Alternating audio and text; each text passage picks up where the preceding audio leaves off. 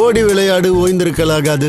அதுக்கு தான் சூப்பர் சரவணா ஸ்டோர்ஸ்ல சம்மருக்கு ஆடைகள் வாங்கும் போது outdoor games free. Super Saravana stores summer கோடையை கொண்டாடலாம். தமிழ் குரல் நேயர்களுக்கு வணக்கம். இது ஒரு சிறப்பு நேர்காணல். அரசியல் விமர்சகர் திரு மருதையன் அவர்களோட இணைஞ்சிருக்கோம். வணக்கம் தோழர். வணக்கம். தொடர்ச்சியாக ஒரு சில கட்டுரைகள் நான் பார்த்தேன். நம்ம NDTV வேர்ல்டில் கூட சில விஷயங்கள் எழுதுகிறாங்க. ட்ரம்ப் வந்து அவருக்கு சில அஜெண்டா இருக்குது. இப்போ ஜனவரி மாதத்துலேருந்து துவங்கி முதல்ல பார்த்தீங்கன்னா வெனிசுலா அதிபர், அப்புறம் வந்து கிரீன்லாண்டை வந்து எனக்கு கொடுக்கணும் அப்படின்னு கேட்டதாக இருக்கட்டும், பிற்பாடு ஈரான், நாலாவது இப்போ இந்தோனேஷியாவோட அவங்க போட்ட ஒப்பந்தம் ஸ்டேட் ஆஃப் மலாக்காவை தன் கட்டுப்பாட்டில் கொண்டு வர்றது, இப்படி அவங்க வந்து தெளிவாக காய் நகர்த்திட்டு இருக்காங்க. இது எல்லாமே சீனாவுக்கு வைக்கக்கூடிய ஒரு குறி தான். ஈரானை அடித்தாலும், ஈரான்கிட்ட யுரேனியம் இருக்குதுன்னு ஒரு மிரட்டல் கொடுத்தாலும், இல்லை ஈரானில் ஆட்சி மாற்றத்தை ஏற்படுத்த நினைக்கிறது எல்லாமே வந்து ஏதோ ஒரு வகையில் சீனாவுக்கு போகிற எண்ணெயை தடை பண்ணுவது தான். அந்த எண்ணெய் சோக் பாயிண்ட்ஸ் எல்லாத்தையும் முடிக்கிறது தான் அமெரிக்காவினுடைய ஒரு முக்கியமான வேலையாக இருக்குது. கரீபியன் தீவுகளில் கடந்த 2-3 நாளாக கியூபா மேலே வந்து ட்ரோன் விட்டு அவங்க வந்து வாட்ச் பண்ணிட்டு இருக்காங்க. ஸோ இப்படி சீனாவுக்கும் அமெரிக்காவுக்குமான மோதல் தான் இது, வெளிப்படையான ஒரு மோதல் தான் அப்படிங்கிற மாதிரி சொல்கிறாங்க. இது எப்படி நம்ம பார்க்குறோம்? இல்லை, சீனாவோடு இருக்கிற முரண்பாடு, சீனாவை வந்து முடிந்தவரை முடக்குவது அப்படின்றது இந்த அஜெண்டாவில் இருக்குது. அதில் ஒன்றும் சந்தேகம் இல்லை. அது ஒரு மெயின் அஜெண்டாவில் இருக்குது. இது ஒரு பலநோக்கு திட்டம். இது ஒரு பலநோக்கு திட்டம். அந்த அஜெண்டாவில் இது இருக்குது. இஸ்ரேல் நெத்தன்யாகு தூண்டினாரா? ஆமாம். சீனாவை அடிக்கணுமா? ஆமாம். GCC அவங்களுக்கு வந்து ஈரான் அடக்கணுமா? ஆமாம். ஜெயிச்சாக்க வெனிசுலா மாதிரி ஈரான் எண்ணெய் வயல் நம்ம கைக்கு வருமா? ரெஜிம் சேஞ்ச் வந்தாக்கா அதுவும் ஆமாம். இவ்வளவு பாசிபிலிட்டிஸும் இதுக்குள்ளே இருக்குது. ஏதோ ஒரு டார்கெட்டு அப்படின்னு பார்க்க வேண்டியதில்லை. இப்போ நீங்கள் சொல்கிற மாதிரியான ட்ரம்ப்புக்கு பிளான் இருக்குமா? ஆமாம். சீனாவை இப்படி கட்டுப்படுத்தி வைக்க வேண்டும். அதை நம்ம எப்படி பார்க்கலாம் அப்படின்னா, இதுக்கு ஒரு பிரிட்டிஷ் பத்திரிகையாளர் வந்து இது ஒரு தியரி சொல்கிறார். அவர் என்ன தியரி சொல்கிறார் அப்படின்னு சொன்னால், ஈரான் போரில் அமெரிக்கா சிக்கிடுச்சு அப்படின்னு அதை சிம்பிளாக புரிஞ்சுக்காதீங்க. இது ஒரு பெரிய திட்டம் இருக்குது. அது என்ன திட்டம் அப்படின்னா, எண்ணெய் எரிவாயு அப்படின்ற விஷயத்தில் கல்ஃபுகிட்டேருந்து அமெரிக்காவை மொனாப்பொலி ஆக்கிறது. அமெரிக்கா இப்போ ட்ரம்ப்பே பேசுகிறாரு, ஏன்ட்ட இருக்குது போதுமான அளவு எண்ணெய் இருக்குது, கேஸ் இருக்குது, எங்கள்கிட்ட வாங்கிக்கோங்க அப்படின்னு இந்த நூடாகவே அவர் பேசிகிட்டு இருக்கிறார். அப்போது அதை நோக்கி அப்படி திரும்புவது, பெட்ரோ டாலர்ன்றது பெட்ரோ கேஸ் டாலர், இப்போது அந்த மாதிரி அவங்க கையில் பிடி இருக்குது. அதுக்காக சில காரியம் செய்கிறாங்க. அதில் வந்து வெனிசுலாவை கைப்பற்றுவது, அதிலேருந்து சைனாவுக்கான சப்ளையை துண்டிக்கிறது, ஈரான் அந்த மாதிரி துண்டிக்கிறது. ஐயா, இங்கே மலாக்கா இருக்கு இல்லையா, மலாக்கா நீரிணை அப்படின்றது வந்து பசிபிக்கோட போய் சேருவதற்கு அதுதான் ரூட்டு. அது வந்து மலேசியா, இந்தோனேஷியா, சிங்கப்பூர் இந்த நாடுகளுக்கு உரிமை உள்ள, அதுவும் ஒரு குறுகலான பாதை தான், ஒரு 2-3 கிலோமீட்டர் தான் இருக்குது, அவ்வளோதான் இருக்குது. அதை வந்து மலேசியாவோட இப்போ ரீசெண்டாக போன திங்கக்கிழமை அன்னைக்கு பென்டகனுக்கு வந்து மலேசியாவிலேருந்து பிரதமரை வரவழைச்ச ஒரு ஒப்பந்தம், ஒரு இராணுவ ஒப்பந்தம். அவங்க என்ன சொல்கிறாங்கன்னா, இல்லை அப்படியெல்லாம் கிடையாது, சும்மா ஒரு கூட்டு பயிற்சி அந்த மாதிரி தான் ஒப்பந்தம் அப்படின்னு அவங்க சொல்கிறாங்க. ஆனால் மலேசியா மீது, இந்தோனேஷியா மீது இராணுவ விமானம் பறப்பதற்கான ஒப்பந்தம் உள்ளிட்டு அதில் இருக்கிறதாக சொல்கிறாங்க. அது இப்போ நமக்கு தெரியாது. இதெல்லாம் இது விஷயம் இருக்குது. பென்டகனுக்கு போகிறது எதுக்காக போவாங்க இல்லையா? ரங்கநாதன் ஸ்ட்ரீட்டுக்கு போனால் துணி எடுக்க தானே போகணும். பென்டகனுக்கு போனால் இராணுவ ஒப்பந்தத்துக்கு தான் போனோம். அப்போது அதுக்கு தான் போயிருக்கிறாங்க. அது வந்து நமக்கு தெரியுது. அப்படி ஒரு திட்டம் இவர்களுக்கு இருப்பதும் தெரிகிறது. ஆனால் இது இல்லாமல் அவர் அந்த பிரிட்டிஷ் ஜேர்னலிஸ்ட் என்ன சொல்கிறார் அப்படின்னா, உக்ரைனை வைத்து ரஷ்யாவினுடைய எரிவாயு எண்ணெய் வயல்களில் ட்ரோன் அட்டாக் பண்ணி, இப்போ நேற்று கூட ட்ரோன் அட்டாக் பண்ணி ஒரு பெரிய இது ஃபயர் ஆகிருக்குது, அதை வந்து முடக்குவது.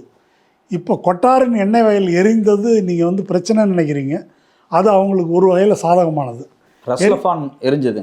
ஆமாம், எரிவாயுக்கு அமெரிக்காவை சார்ந்திருக்கலாம்.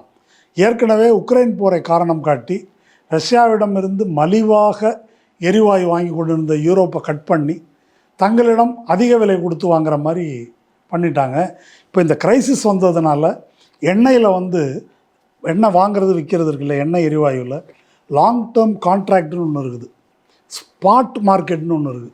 ஸ்பாட் மார்க்கெட்டுன்றது விலை ரொம்ப அதிகமாக இருக்கும். இன்றைக்கி ரேட்டு இது, இன்றைக்கி ரேட்டு இல்லை, காலையில் ரேட்டு, மத்தியானம் ரேட்டு, சாயங்காலம் ரேட்டு, அந்த மாதிரி. லாங் டேர்ம் கான்ட்ராக்டுனாக்கா 6 மாதத்துக்கு உங்கள்கிட்ட வாங்கிக்கிறோம், இது ரேட்டுன்னு போடுறது. இப்போ ஸ்பாட் மார்க்கெட்டில் கொள்ளை லாபத்துக்கு விற்கிறாங்க. இதில் மிகப்பெரிய பணத்தை அமெரிக்க எண்ணெய் எரிவாயு நிறுவனங்கள் செய்யுதுன்றது அவருடைய தேரி. ஏன்னா ஏற்கனவே எண்ணெய் வயல்கள் அங்கே இருந்தது. ட்ரம்ப் வரும்போது அந்த நாட்டில் ஏற்கனவே பைடன் இருந்தபோது இந்த பீரியடில் ஷேல் கேஸ் எடுக்கிறதுக்கு நிறையா ஸ்கோப் இருக்குது. ஷேல் கேஸ்ன்றது பூமியில் பாறைகளுக்கு இடையில் இருக்கக்கூடிய எரிவாயு. அதை எடுக்கிறதுக்கு தான் நம்ம தஞ்சை மாவட்டம் டெல்டாவில் வந்து பிளான் பண்ணாங்க. எதிர்ப்பு காட்டி நம்ம வந்து நிறுத்தியிருக்கிறோம். அமெரிக்காவிலேயும் அது மாதிரி பெரிய அளவுக்கு போராட்டம் நடந்தது. சுற்றுச்சூழல் ஆர்வலர்கள், விவசாயிகள் போராடினாங்க. ஆனால் இவர் வந்து ஒரு தேர்தல் முழக்கமாகவே வச்சார். ட்ரம்ப்பை பொறுத்த வரைக்கும் என்னன்னு கேட்டாக்கா, இந்த புவி சூடேறுதல் அப்படின்றதெல்லாம் மூட நம்பிக்கை, பொய். அவர் கோவிடே பொய்ன்னு சொன்னவர். அதெல்லாம் ஏற்றுக்கொள்ள முடியாது அப்படின்னு சொல்லிட்டார். அதனால் அதெல்லாம் ஒத்துக்க முடியாது. அதுக்கு ஒரு முழக்கமே வச்சார், ட்ரில் பேபி ட்ரில் அப்படின்னு கேஸ் எடுக்கிறது. இது பூரா அந்த ஆயில் லாபியோட பணம். அப்போ அந்த மாதிரி அது வந்து அதை ப்ரமோட் பண்ணுறதுக்கு திருப்புறாங்க அப்படின்றது அந்த பிரிட்டிஷ் ஜேர்னலிஸ்டோடைய தியரி. ஆனால் இது நிராகரிக்க வேண்டியதில்லை நம்ம. ஆனால் நம்ம இதை எப்படி பார்க்க வேண்டும் என்று சொன்னால், சீனாவுக்கும் அமெரிக்காவுக்கும் இடையே அப்படி ஒரு போட்டி நிலவுகிறது என்பது உண்மை. சீனா வந்து அமெரிக்கா வந்து மிகப்பெரும் கடனாளியாக இருக்குது. 39 ட்ரில்லியன் டாலர், 3000 லட்சம் கோடின்னு சொன்னாங்க. ஆமாம், மதிப்பு. அது வந்து சூயஸ் கால்வாய் நெருக்கடியின் போது, சூயஸ் கால்வாய் நெருக்கடின்றது பிரிட்டிஷ் ஏகாதிபத்தியத்தினுடைய அஸ்தமன காலம் அப்படி வச்சுக்கலாம், அந்தி காலம். அப்போ வந்து அன்னைக்கு அவங்களுக்கு இருந்த கடன், அதனுடைய இன்றைய மதிப்பு 1 ட்ரில்லியன் டாலர் தான். ஆனால் இன்றைக்கி அமெரிக்காவுக்கு இருக்கிறது 39 ட்ரில்லியன் டாலர் கடன் இருக்குது. சீனாவுக்கு அந்த மாதிரி கடன்லாம் எதுவும் கிடையாது, கையிருப்பு தான் இருக்குது. அப்போது சீனா எதிர்கால தொழில்கள் இருக்கு இல்லையா, அது எல்லாத்துலேயும் வந்து அவங்க டாமினண்ட்டாக இருக்கிறாங்க. க்ரீன் எனர்ஜி இருக்கு இல்லையா, அதில் வந்து மொனாப்பொலி, க்ரீன் எனர்ஜியில் மொனாப்பொலி அப்படின்னா உற்பத்தியில் மட்டும் இல்லை, அதற்கான மூலப்பொருள் இருக்குல்ல, சோலார் பேனல்ஸ், அதை உற்பத்தி செய்கிறதுல 80% சோலார் பேனல் சீனா, 60% விண்ட் எனர்ஜி சைனா, இதை சேமிப்பதற்கான பேட்ரி 70% அது வந்து சைனா, 70% வெஹிக்கிள்ஸ் சைனா. அது வந்து நீங்கள் டெஸ்லாவோடலாம் ரொம்ப முன்னேறிய மலிவான. ஐரோப்பா பூரா டெஸ்லா ஓடலை, பிஓஐடி வண்டி தான் ஓடுது அப்படின்னு சொல்கிறாங்க. 90 நாடுகளோட நெருக்கமான வணிக ஒப்பந்தம் சீனாவுக்கு இருக்குது. அதாவது நவீன துறைன்னு சொல்லக்கூடிய ரோபோட்டிக்ஸாக இருக்கட்டும், ஆர்டிஃபிஷியல் இன்டெலிஜென்ஸாக இருக்கட்டும், க்ரீன் எனர்ஜியாக இருக்கட்டும், செமிகண்டக்டர்ஸ், இது எல்லாத்துலேயுமே வந்து சீனா வந்து மேலாதிக்கம் செலுத்துகிறது என்பது ஒரு கசப்பான உண்மை. இப்போ இந்த பிரிட்டிஷ் ஜேர்னலிஸ்ட் இப்படி எழுதினார் இல்லையா, அமெரிக்காவுடைய ஜனநாயக கட்சி சார்ந்த அமெரிக்க வல்லரசின் அறிவுத்துறையினர் அவங்க வந்து இது மாதிரி படுகுடியில் போய் நல்லா மாட்டிகிட்டு இருக்கிற சீனா தான் இதை என்ஜாய் பண்ணுது, நல்லா சிக்குனா சாவட்டோன்னு சொல்லி, இது வந்து சீனாவுக்கு நல்ல வாய்ப்பு. இது 2 கோணத்தில் அதை வந்து அவங்க சொல்கிறாங்க. 2 கோணத்தில்னா, ஒன்று பொருளாதார ரீதியாக, தொழில்நுட்ப ரீதியாக, உற்பத்தி துறையில் எல்லாத்துலேயும் சீனா வந்து ஃபார் அஹெட் ஆஃப் அமெரிக்கா அப்படி வந்து போயிட்டுருக்குது என்பது ஒன்று. 2வது, அமெரிக்கா ஒரு பெரிய வல்லரசு நாடாக இருந்த போதும் இப்போ ட்ரம்பின் கீழே அது நம்பத்தகாத நாடாக மாறிவிட்டது. இப்போது ஒரு வல்லரசாக இருக்கிறது மட்டும் இல்லை, பொதுவாக மற்ற நாடுகளால் நாட்டாமையாக ஒத்துக்கப்படணும், ஏற்றுக்கொள்ளப்படணும். நாட்டாமையாக ஏற்றுக்கொள்ளப்படுவது அப்படின்றதுல முக்கியமானது என்னன்னு கேட்டால், ரவுடித்தனம் பண்ணுறது இல்லை, அவர்களே வகுத்த விதிக்கு அவங்களே கொஞ்சம் கட்டுப்படுற மாதிரி அப்படி நடந்துக்கணும். இப்போ ஈராக் மேலே போர் தொடுத்தாலும் ஊர் பஞ்சாயத்தை கூட்டி எல்லாரையும் சேர்த்துக்கிட்டு தான் சண்டைக்கு போனாங்க. அங்கே காங்கிரஸில் முடிவு எடுத்து எல்லாரையும் கூப்பிட்டு ஐநாவில் செட்டப் பண்ணி ஒன்று நிறைவேற்றி, இப்போ ட்ரம்ப் என்னென்னா, ஐநாவா நீ யார், அப்புறம் நீ யார், நான் என்ன முடிவு பண்ணுறேன்னா அதான் ஆமாம், என் மனசாட்சி தான் எனக்கு அப்படின்னு இப்படி நடந்துக்கிறதும், மாற்றி மாற்றி பேசுகிறதும். இப்போ ஈரான் வந்து நம்பத்தகாத நபர்னு வெளிப்படையாக சொல்கிறாங்க, ட்வீட்டில் வந்து இடியட்டுன்னே போடுறாங்க. அப்போது இது யாருக்கும் அதிர்ச்சி அளிக்கலை, கரெக்டு தான், சொல்கிறது கரெக்டு தானே, அப்படி தானே இருக்குது. இதுக்கு முன்னால் டாரிஃபில் எல்லாரையும் போட்டு இது பண்ணது இருக்கு இல்லையா, அதுலேயே ஒரு ஒப்பீனியன் வந்துருச்சு. அப்புறம் கிரீன்லாண்ட் என்ன விலை, கனடா என்ன விலை, இப்படி கேட்குறது இருக்குல்ல. இது எல்லாம் வந்து ஒரு அபிப்பிராயத்தை ஏற்படுத்தியிருக்கு. இதை பார்க்கும்போது மேலை நாடுகள் உள்ளிட்டு எல்லாருக்கும் அமெரிக்கா சீனா தான் வில்லன்னு சொல்லிட்டு இருந்தாங்க. ஆனால் அவன் தேவலாம்ப்பா, பொறுப்பாக நடந்துக்கிறாங்க, இது தேவலாம் போல இருக்க என்ற கருத்துக்கு பலரும் வந்து விட்டார்கள். இந்த மாதிரி நாசம் பண்ணுறியன்னு வந்து புலம்புறாங்க. யார் இந்த இதில் ஒரு பாயிண்ட் என்ன இருக்குதுன்னாக்கா, சீனா ஒரு வல்லரசாக வளர்ந்து வருகிறது அப்படின்றது ஒபாமாவே அதை ஐடென்டிஃபை பண்ணிட்டார். ஐடென்டிஃபை பண்ணிவிட்டு அவர் என்ன செய்கிறாரு, ஜி பதவிக்கு வந்தபோது நேராக போய் பார்க்குறாரு.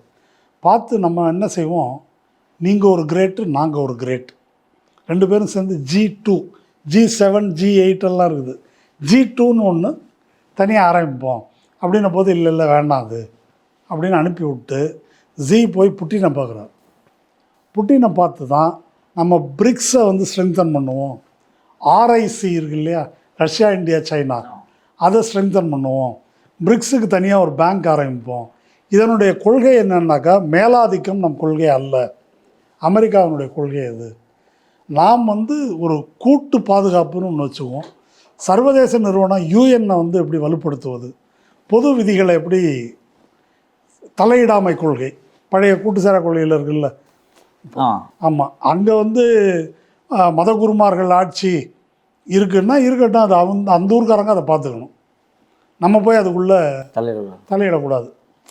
எந்தெந்த நாட்டுக்கு என்ன வழியோ அதை அந்த நாட்டு மக்கள் தீர்மானித்து கொள்ளட்டும், தலையிடக்கூடாது என்ற கொள்கை. இதெல்லாம் வந்து புட்டின்னு இவர் பிரிக்ஸில் அப்போ மன்மோகன் சிங் இருந்தார், யூபிஏ கவர்மெண்ட், அப்போ எல்லோரும் சேர்ந்து முடிவு பண்ணாங்க. பிஆர்ஐசிஎஸில் இப்போ வந்து ஆட்டம் கண்டு இந்தியா கலண்டுருச்சு, அந்த இடத்துக்கு ஈரான் வரும்னு வச்சுங்க. பிரிக்ஸில் பல நாடுகள் விண்ணப்பம் கொடுத்துருக்காங்க, பாகிஸ்தான் உள்ளிட்டு. அந்த நியூ டெவலப்மெண்ட் பேங்க் என்ற ஒரு வங்கி தொடங்கியிருக்கிறாங்க. இது அத்தனைக்கும் மேலாக சமீபத்தில் ஜி வந்து ஒன்று சொல்லியிருக்காரு, சீன நாணயமான ரென்மின்பியை அதை சர்வதேச என்ன சொல்கிறது நாணயமாக, டாலர் மாதிரி அதை ஆக்குவதுன்றதை அவரே ப்ரப்போஸ் பண்ணியிருக்காரு. இதை நோக்கி நாங்கள் வந்து யோசிக்கிறோம் அப்படின்னு சொல்லியிருக்கிறார். அப்போது இந்த ட்ரம்ப் ரொம்ப புத்திசாலித்தனமாக எல்லாத்தையும் செய்கிறார் அப்படி பார்ப்பதை விட, இதுக்கு இடையில் ஒரு போட்டி நடக்குது. இந்த போட்டியில் சீனாவை முடக்குவதற்காக ஈரான் சப்ளை கட் பண்ணோம், வெனிசுலாவில் கட் பண்ணிட்டோம்.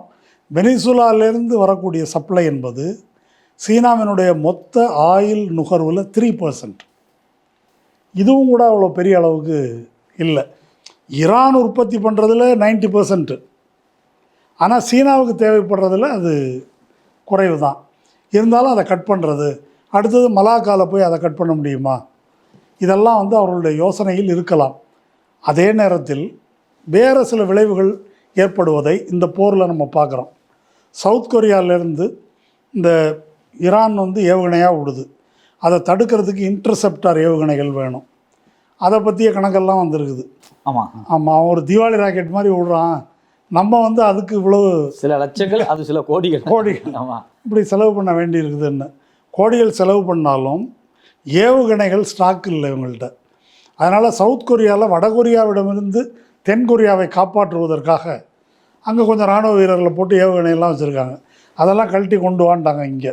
சரி, ஜப்பான் சீனாவிடமிருந்து ஜப்பானை காப்பாற்றுவதற்காக அதை கழட்டி இங்கே கொண்டு வா, தைவானை காப்பாற்றுவதற்காக அதையும் கழட்டி இங்கே கொண்டு வா அப்படின்ன பிறகு இப்போ அந்த நாடெல்லாம் யோசிக்கிறான், இவனை நம்பி இது பண்ணாக்கா காசை கொடுத்து வச்சுருக்குறோம், அங்கே தேவைப்படுதுன்னு கழட்டி எடுத்துகிட்டு போகிறான், இப்போ நமக்கு என்ன இருக்குது, அப்போ நம்ம தான் பார்த்துக்கணும் அப்படின்னு சொல்லி தென்கொரியா யோசிக்குது.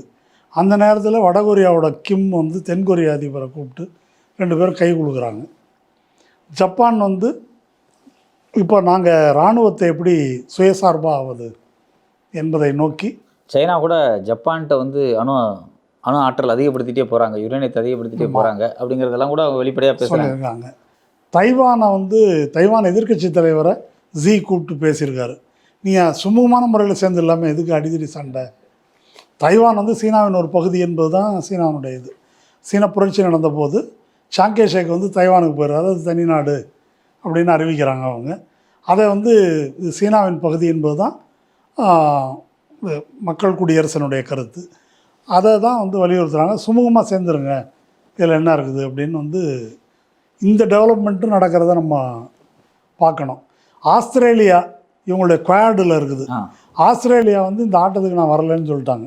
இந்த அப்போ குவாடில் நம்மால் மட்டும்தான் இருக்கார், அவர் மட்டும் தனியாக, அவரும் அமெரிக்கா 2 பேர் மட்டும். ஆமாம், இதுதான் நிலவரம். அப்போ அதனால் அவங்க எல்லாம் ரொம்ப புத்திசாலித்தனமாக அப்படி போயிட்டாங்க அப்படின்னு இல்லை. என்ன பார்க்கணுன்னாக்கா, ஒரு வீழ்ச்சி அடைந்து கொண்டிருக்கிற ஒரு வல்லரசு அதனுடைய நடவடிக்கை வந்து ஒரு மூர்க்கத்தனமாகவும் ஒரு அறிவுகட்டத்தனமாகவும் கூட சில நேரங்களில் அது இருக்கும். அது ஆங்கிலத்தில் ஹியூப்ரிஸ்னு ஒரு வார்த்தை இருக்குது. அதை எப்படி சொல்லலாம், திமிரு, மிதப்புன்னு சொல்லலாம். அப்படி ஒன்று இருக்குது. அந்த பொதுவாகவே ரோமானிய வல்லரசுலேருந்து பேரரசில் தொடங்கி அமெரிக்க பிரிட்டிஷ் வல்லரசு இவங்க வரைக்கும் அவங்க வீழ்வதற்கு முக்கியமான காரணம் மிதப்பு தான் சொல்லுவாங்க. மிதப்பில் போய் புல்லு தடிக்கு தான் கடைசியில் சாவாங்க. பெரிய உலகப்போர் நடத்தியெல்லாம் இல்லை, ஈரான் அடிவாகி தான் முடியணும் அப்படின்னு இருக்குது. அங்கே சூயஸ் கால்வாயில் நாசர்கிட்ட அடி வாங்கி தான் கடைசியாக முடிஞ்சது. அது ஒரு ப்ராசஸில் வந்து அப்படி இருக்குது. அது வந்து இப்போ ஈரான்கிட்ட வந்து சிக்கியிருக்குது என்ற முறையில் இதை பார்க்கணும். இந்திய மக்கள் என்ற முறையில் நாம் சிந்திக்க வேண்டியது என்னென்னா, உலக மக்கள் உலக நாடுகளும் கூட ஒரு பெரிய அநீதி கண் முன்னால் நடக்குது. ஈரான் மேலே எந்த நியாயமோ எந்த அறிவிப்பும் இல்லாமல் இஸ்ரேலும் அமெரிக்காவும் சேர்ந்து குண்டு போட்டு அந்த நாட்டை தரமட்டமாக்குறாங்க. குழந்தைகளை கொல்றாங்க, ஆஸ்பத்திரியை அடிக்கிறாங்க, பல்கலைக்கழகத்தை அடிக்கிறாங்க, பாலத்தை உடைக்கிறாங்க. இன்னும் பகிரங்கமாக எதெல்லாம் ஒரு போரில் செய்யக்கூடாத குற்றமோ அதை நான் செய்வேன், சிவிலைசேஷன் அழிப்பேன், மின் நிலையத்தை அழிப்பேன் அப்படின்னு ஒரு அமெரிக்க அதிபர் வந்து பகிரங்கமாக அறிவிக்கிறார். நெத்தன்யாகுவோட க்ரைம் வந்து பச்சையாக நடக்குது. நேராக ஒரு லெபனானை வந்து ஈவிரக்கம் இல்லாமல் அழித்து அது பண்ணிட்டு அங்கே ஒரு கோடு போட்டு இதை தாண்டி வரக்கூடாது அப்படின்னு ஆக்கிரமிப்புன்றது பகிரங்கமாக நடக்குது. இது ஏதோ ஒரு 19ஆம் நூற்றாண்டில் நடந்துச்சு அப்படின்னா ரைட்டு. ஆனால் அன்னைக்கு என்ன நடந்ததோ அது இன்றைக்கி நடக்குது. இப்போ இந்த கடற்படையை வைத்து கொண்டு இவங்களை மிரட்டுறது இருக்கு இல்லையா, அதுக்கு பேர் தான் கன்போட் டிப்ளமசி. கன்போட் டிப்ளமசி தான் அந்த காலத்தில் பிரிட்டிஷ்காரன் பண்ணது. அதாவது கன்போட் டிப்ளமசின்றது பீரங்கி கப்பல்களை வந்து வரிசையாக நிறுத்தி கொண்டு, என்ன சொல்கிற, ஒப்பந்தத்தில் கையெழுத்து போடுறியா என்ன அப்படி வந்து கேட்டு தென் அமெரிக்க நாடுகள், மெக்சிகோ போன்றவற்றை அமெரிக்கா மிரட்டி இருக்குது.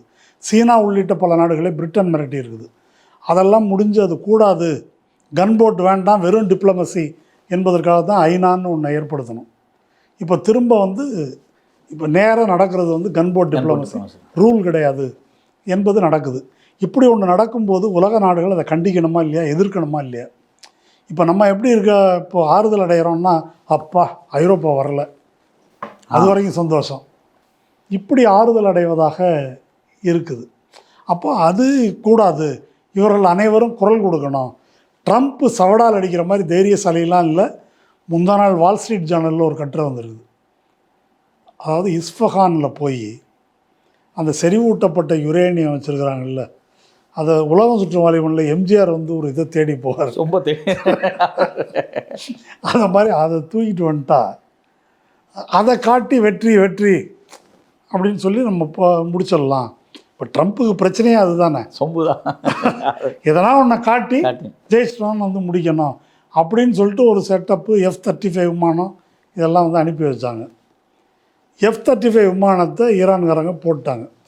அவன் வந்து இவ்வளோ தூரம் குண்டு போட்டிருக்கிறான், அதெல்லாம் ஈரானால் தடுக்க முடியல. ஏன்னாக்கா அதை தடுக்கக்கூடிய ராடார்கள், கருவிகள், அந்த இது எதுவும் அவங்கள்ட்ட இல்லை, அழிச்சிட்டாங்க எல்லாத்தையும். அதோட பொருளாதார தடை காரணமாக எதையும் அவங்களால செய்ய முடியல. இதை மட்டும் எப்படிதான் அடித்தாங்க அப்படின்னு கேட்டால், 10 நாள் முன்னாலே, ஒரு வாரம் முன்னால் சீனாவில் ஒரு பிளாகர் அவர் வந்து F-35 எப்படி அடிக்கலான்னு ஒரு கட்டுரை எழுதியிருக்காரு. ஓ, அதை படிச்சுட்டு 10 நாளில் ரெடியாகி அடிச்சிட்டாங்க. சரியா, அடிச்சுட்டு கீழே 2 விமானி விழுந்துட்டான். அப்போ வந்து ட்ரம்ப்பு, பீட் ஹெக்ஸத்து, மார்க்கோ ரூபியோ எல்லாரும் வந்து சிச்சுவேஷன் ரூமில் உட்காந்துருக்காங்க. சிச்சுவேஷன் ரூம்ன்றது என்னன்னா, இப்போ மதுராவை தூக்கணும், அப்படின்னாக்கா அது தூக்குறது வந்து இவங்கெல்லாம் உட்காந்துருப்பாங்க டிவியில் நேர லைவ், இல்லைன்னா பின் லாடனை பிடிக்கணும் அப்படின்னா அப்போல்லாம் லைவில் வந்து பார்க்குறது, இல்லை ஆடியோவில் வந்து ஃபோனில் தகவல் வரும். அந்த சுச்சுவேஷன் ரூமில் எல்லோரும் உட்காந்துருக்காங்க. இது மாதிரி தட்டினாங்க, F-35 அடிச்சிட்டாங்க, 2 விமானி மாதிரி காணோம் அப்படின்ன உடனே ட்ரம்ப்புக்கு பிபி ஏறிடுச்சு. ஏறி சாமி ஆடியிருக்காரு, வந்து கண்டபடி திட்டியிருக்காரு, என்னடா பிடுங்குறீங்க எல்லாம், இந்த மாதிரி 2 பேர் இது பண்ணால் என் கதி என்ன வருது, ஏற்கனவே பிரச்சனையில் இருக்கிறோம், இப்போ 2 பேர் அவன் பிடிச்சிட்டான்னாக்கா நார் அடிச்சிருவான். அம்மா வீடியோவில் பேச வச்சிட்டாலாம் கதை முடிஞ்சு, நார் அடிச்சிருவான், மரியாதையே போயிடும், எப்படியாவது அவங்கள பிடிச்சாகணும் அப்படின்னு சொல்லிட்டு அவனை கூப்பிட்டா, ஐரோப்பாவை கூப்பிட்டா அவன் வரமாட்டேன்றான். இந்த பக்கம் என்னடா பெட்ரோல் விளையிறது, என்னடா நினச்சிட்டு இருக்கு, இவன் பண்ண கூடாது தான் எல்லாம் அப்படின்னு அதுக்கப்புறம் இவங்க எல்லாம் சமாதானப்படுத்தி பெருசுக்கு எதுனா சரக்கு வாங்கி ஊற்றி விட்டு பக்கத்து ரூம் படுக்க உண்மையிலேயே பக்கத்து ரூம் கொண்டு போயிட்டாங்களாம். அதெல்லாம் இருக்குது அதில்.